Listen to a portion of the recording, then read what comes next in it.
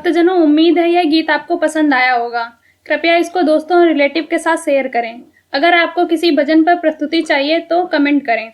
हम आपके लिए इस चैनल पर उस भजन को प्रस्तुत करने का प्रयास करेंगे। अगर आपने हमारे YouTube चैनल को सब्सक्राइब नहीं किया है तो तुरंत सब्सक्राइब करें और बेल आइकन दबाना बिल्कुल ना भूलें। धन्यवाद।